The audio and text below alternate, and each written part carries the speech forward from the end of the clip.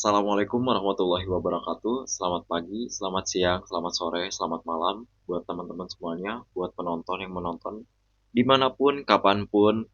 Semoga diberikan kesehatan oleh Allah Subhanahu Wa Taala. Sebelumnya perkenalkan nama saya Muhammad Rainaldi Wahab dari program studi manajemen Universitas Islam Bandung. Dengan membuatnya video ini, saya akan mempresentasikan mengenai artikel yang telah saya buat yang berjudul Bahasa Indonesia dalam Diplomasi Internasional dan Identitas Bangsa. Baik, langsung saja kita ke poin yang pertama, yaitu mengenai abstrak sendiri. Artikel ini membahas tentang kontribusi bahasa Indonesia dalam hubungan internasional dan bagaimana bahasa tersebut mencerminkan suatu karakter bangsa. Nah, penelitian yang dilakukan yaitu literatur review atau desain studi pustaka untuk memahami hubungan penggunaan bahasa Indonesia dalam diplomasi penguatan identitas nasional. Nah, tujuan tersebut menunjukkan bahwa bahasa Indonesia mempunyai fungsi tambahan tidak hanya sebagai alat komunikasi yang efektif di forum internasional, namun juga sebagai simbol kekuatan atau kekayaan budaya di Indonesia sendiri. Nah, lanjut. Oke, berikutnya apa saja sih poin-poin yang akan aku bahas di dalam video ini? Yang pertama ada pendahuluan, metodologi, peran bahasa Indonesia dalam diplomasi, dampak terhadap identitas bangsa, pembahasan, serta kesimpulan. Oke, baik. Sebelum kita membahas mengenai lebih lanjut lagi, lebih detail lagi, kita harus mengetahui dasar-dasarnya dulu nih. Dari diplomasi itu apa, bahasa itu apa. Nah, kalau diplomasi itu adalah alat komunikasi atau negosiasi antara negara satu dengan negara lainnya yang memiliki tujuan tertentu, teman-teman. Nah, tujuannya apa aja nih? Ada bisa mencapai perdamaian, hubungan internasional, bahkan bisa untuk mempromosikan budaya nasional dari negara tersebut. Nah, seperti itu. Nah, sedangkan bahasa sendiri adalah sistem komunikasi yang terdiri dari simbol-simbol, baik lisan maupun bentuk tulisan. Seperti itu, teman-teman. Baik, berikutnya kita masuk ke pendahuluan, teman-teman. Pendahuluan, kita baca dulu mengenai latar belakang. Latar belakangnya yaitu bahasa Indonesia sudah diakui di beberapa forum internasional seperti ASEAN dan KTT G20. Nah, maksudnya gimana? Di pendahuluan ini kita akan mengenal lebih dalam lagi mengenai bahasa Indonesia, penggunaan bahasa Indonesia dalam diplomasi internasional, teman-teman. Nah, bahasa itu memainkan peran penting di dalam diplomasi karena merupakan alat komunikasi utama. Nah, ada beberapa alasan mengapa bahasa itu penting, khususnya bahasa Indonesia di dalam diplomasi. Nah, bahasa berfungsi sebagai jembatan komunikasi dan memberikan cara bagi diplomat untuk berinteraksi tanpa hambatan, teman-teman, dalam sebuah forum. Nah, sebagai bahasa resmi, bahasa Indonesia juga sudah dipakai di beberapa forum internasional. Sudah disebutkan di awal, ada ASEAN dan KTT G20. Ya, lalu penggunaan bahasa Indonesia dalam diplomasi juga akan mencerminkan identitas nasional yang unik.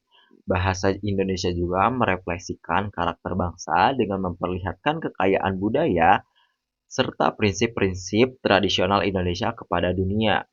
Nah, lalu UNESCO juga telah menerima bahasa Indonesia. Ini akan menjadikan bahasa Indonesia semakin kuat nih di kancah internasional.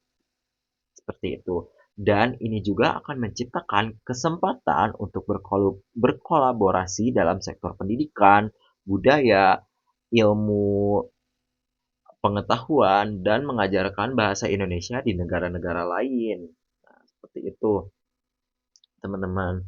Nah, lalu bahasa juga bukan hanya sekedar media untuk berkomunikasi, tapi juga berperan penting dalam mengedukasi, memperkenalkan budaya juga.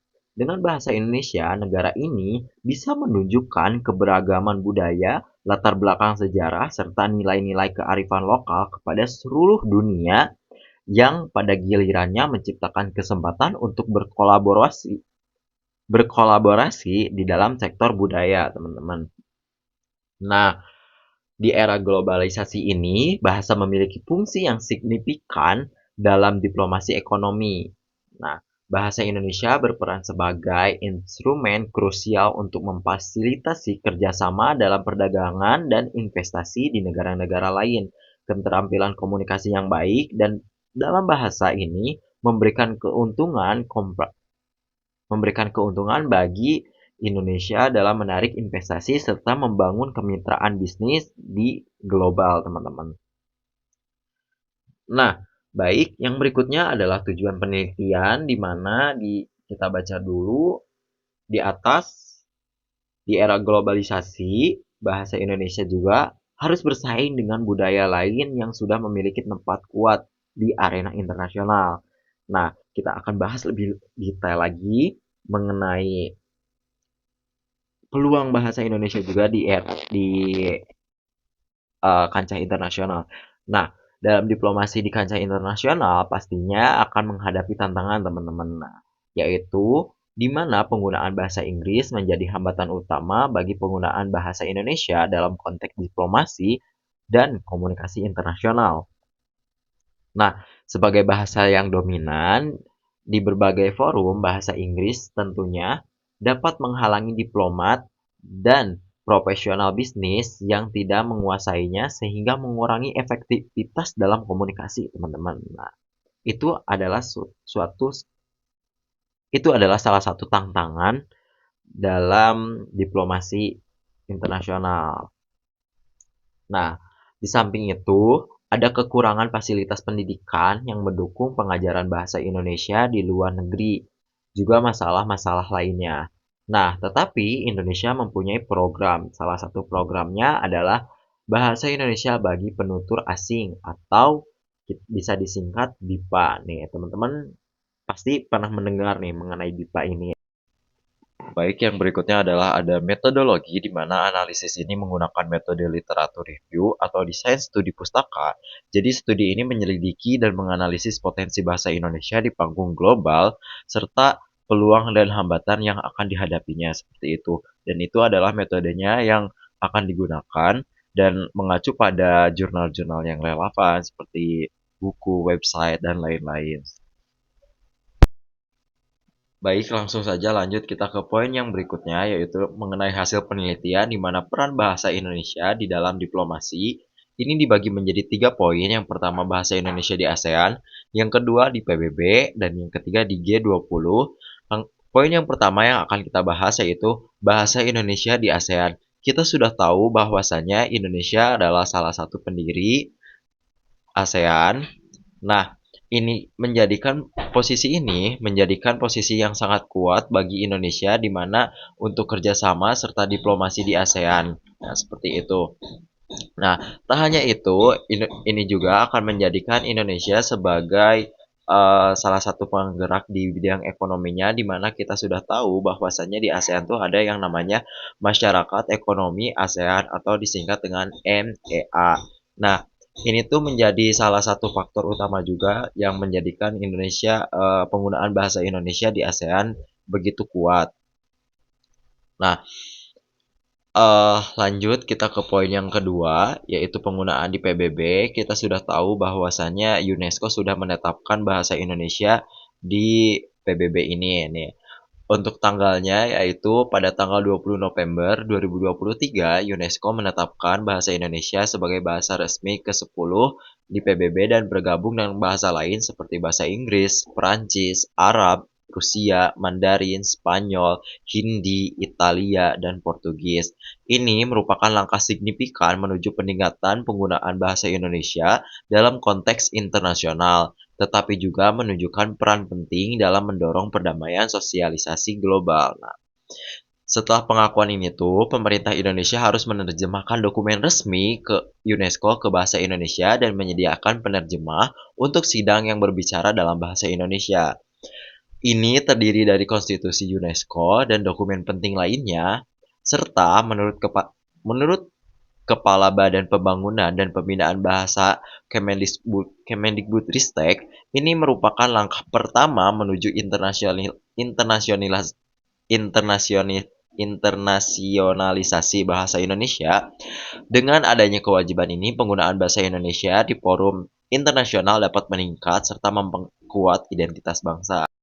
Berikutnya adalah poin ketiga, bahasa Indonesia di G20. Nah, dalam lingkup G20, penggunaan bahasa Indonesia sangat penting, terutama ketika Presiden Joko Widodo menggunakan bahasa Indonesia untuk menegaskan kedaulatan dan identitas nasional. Ini terjadi pada tahun 2022 ketika Indonesia menjadi tuan rumah, serta ini menunjukkan peran penting bahasa Indonesia dalam diplomasi internasional. Bahasa Indonesia digunakan dalam banyak materi resmi dan komunikasi selama presidensi, termasuk dokumen pidato serta pimpinan negara. Nah, membangun identitas nasional di tengah keragaman budaya sangat dibantu oleh bahasa. Istilah penting di forum G20 diterjemahkan ke dalam bahasa Indonesia, misalnya istilah konferensi tingkat tinggi atau KTT berarti summit. Penggunaan bahasa ini meningkatkan pengakuan terhadap bahasa Indonesia dalam posisi Indonesia sebagai negara yang kaya akan tradisi dan budaya. Oleh karena itu, bahasa Indonesia berfungsi sebagai alat untuk memperkuat hubungan internasional sekaligus menyampaikan prinsip-prinsip lokal. Poin berikutnya adalah dampak terhadap identitas bangsa, di mana ini dibagi menjadi dua poin. Yang poin pertama yaitu bahasa sebagai representasi identitas budaya dan nasional, di mana ini mempengaruhi banyak aspek masyarakat, baik dari bahasa nasional seperti bahasa Indonesia, serta memungkinkan masyarakat untuk mengekspresikan nilai-nilai, tradisi, kepercayaan mereka, serta berfungsi sebagai alat untuk mentransfer nilai budaya mereka dari generasi ke generasi. Nah, bahasa Indonesia juga akan mencerminkan nilai-nilai sosial yang mendasari rasa kebangsaan. Bahasa ini juga dapat digunakan dalam banyak bidang kehidupan seperti media, pendidikan, dan pemerintahan, serta dapat digunakan oleh semua orang tanpa memandang latar belakang budaya mereka.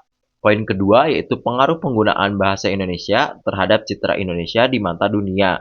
Ini dibagi menjadi 3 poin lagi. Poin pertama yaitu pengaruh program BIPA, di mana bahasa Indonesia akan meningkatkan jati diri dan martabat bangsa di kancah internasional. Indonesia berusaha menjadikan bahasa Indonesia sebagai kebanggaan bagi orang asing melalui diplomasi yang halus, yang dapat meningkatkan citra positif negara di mata dunia. Adanya program seperti Bahasa Indonesia Penutur Asing ini atau BIPA telah meningkatkan minat orang di seluruh dunia untuk belajar bahasa Indonesia. Nah, keberhasilan program BIPA ini di banyak negara telah membantu pengenalan dan pelestarian bahasa Indonesia serta budaya Indonesia di tingkat internasional. Salah satunya adalah persebaran dan partisipasi internasional BIPA telah mencapai lebih dari 40 negara, dan pada tahun 2021 sekitar 8.900 siswa terdaftar di 30 negara. Nah, poin berikutnya yaitu peran media sosial dan platform. Nih, di mana kita tahu persebaran media sosial itu akan sangat cepat serta platform-platform yang digunakan itu akan sangat cepat. Nah, media sosial yang dapat digunakan yaitu salah satunya adalah Instagram, Facebook, Twitter, di mana ini kita bisa menyebarkan nilai-nilai tradisi budaya Indonesia di kancah internasional maupun di nasional. Misalnya, salah satu rekaman video yang menggambarkan upacara adat atau makanan tradisional Indonesia dapat menarik perhatian audiens dari seluruh dunia dan meningkatkan kesadaran akan kekayaan budaya Indonesia. Nah, poin ketiga adalah bidang pariwisata, di mana di bidang pariwisata ini dapat dalam kegiatan budaya seperti salah satu contohnya adalah kegiatan budaya festival dan pertunjukan seni yang dapat berkaitan dengan budaya Indonesia. Program seperti ini sebagai jembatan budaya memperkenalkan masyarakat internasional kepada kebudayaan tradisi dan nilai-nilai Indonesia. Berikutnya mengenai pembahasan, di mana kita sudah tahu bahwasannya ada 200 juta penutur bahasa Indonesia di seluruh negara di dunia ini. Nah, bahasa Indonesia juga akan memainkan peran penting dalam hubungan diplomatik, ekonomi, sosial, dan budaya antar negara, baik di dalam maupun internasional, teman-teman. Oleh karena itu, bahasa Indonesia tidak hanya berfungsi sebagai komunikasi formal, tetapi juga berfungsi untuk mempromosikan budaya dan identitas Indonesia di tingkat global. Nah, bahasa Indonesia juga memiliki potensi besar untuk menjadi bahasa penghubung global seperti yang ditunjukkan oleh pengakuan dan penerimaan dalam berbagai forum internasional. Nah, ada beberapa forum internasional untuk alat komunikasi antar negara, salah satunya adalah bahasa resmi di ASEAN, alat diplomasi, serta pertukaran budaya pendidikan dan keadilan linguistik dan budaya, di mana bahasa Indonesia membantu program pertukaran pelajar dan aktivitas budaya antar negara, di mana bahasa Indonesia akan membantu orang dari berbagai budaya saling memahami dan menghargai perbedaan. Berikutnya adalah poin meningkatkan solidaritas sosial, di mana bahasa juga akan membantu kelompok sosial bersatu serta menjalin hubungan kerjasama. Berikutnya ada pendidikan dan akses informasi, di mana pembelajaran bahasa Indonesia di sekolah-sekolah Indonesia memungkinkan anak-anak dari berbagai tempat untuk mendapatkan informasi yang sama dan memperkuat identitas nasional dengan menyebarkan nilai-nilai budaya dan norma sosial dari satu generasi ke generasi berikutnya. Ada beberapa tantangan yang harus dihadapi dalam mempromosikan budaya Indonesia. Salah satunya adalah hambatan utama dalam persaingan dengan bahasa global lainnya, terutama bahasa Inggris. Bahasa Inggris telah menjadi bahasa lingua prakanca, di mana bahasa sebagai bahasa ibu dalam banyak konteks internasional seperti bisnis dan diplomasi, sehingga pelaku bisnis asing cenderung menggunakannya. Akibatnya, pelaku bisnis dan masyarakat internasional tidak tahu atau tidak memahami bahasa Indonesia yang dapat menghambat upaya untuk membangun bahasa Indonesia di pasar global. Selain itu, perlu diperhatikan kualitas pendidikan dan pelatihan pengajar bahasa Indonesia bagi penutur asing. Untuk mengatasi masalah ini, diperlukan upaya untuk meningkatkan pelatihan guru bahasa Indonesia dan menyediakan sumber daya pendidikan yang memadai. Baik, next ada kesimpulan, jadi kita bisa simpulkan dari semuanya, dari program MIPA, ASEAN, PBB, G20. Nah, itu bisa kita simpulkan bahwa bahasa Indonesia ini memainkan peran yang sangat penting dalam diplomasi internasional, terutama di forum ASEAN serta PBB. Selain itu, pengajaran BIPA juga meningkatkan pemahaman budaya Indonesia di seluruh dunia, serta pengakuan UNESCO Indonesia terhadap bahasa Indonesia ya teman-teman. Ini menjadikan langkah besar bagi Indonesia untuk terus maju, terus meningkatkan bahasa Indonesia untuk lebih dikenal lagi, lebih digunakan lagi dalam suatu diplomasi, serta memperkenalkan budaya Indonesia di kancah internasional seperti itu. Nah, karena sudah di ujung, sudah beres juga yang saya jelaskan, semoga teman-teman bisa mengerti. Mohon maaf bila ada kekurangan atau banyak salahnya. Terima kasih banyak. Thank you so much. Wabillahi taufiq wal hidayah. Wassalamualaikum warahmatullahi wabarakatuh.